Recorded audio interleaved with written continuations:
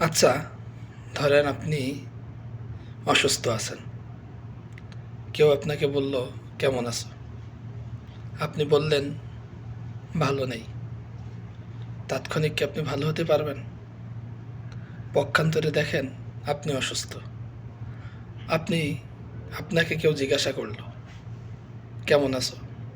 আপনি বললেন, আলহামদুলিল্লাহ, ভালো আছি। অসুস্থ থাকার পরেও আপনি বললেন, ভালো আছি। তাই আপনি সুস্থ হতে পারবেন? না। দুইটা মানুষের ভিতরে দুই রকম কথা। সেজন্য আমরা সর্ব অবস্থায় আল্লাহ রব্বুল আলমিনের শুকরিয়া আদায় করি।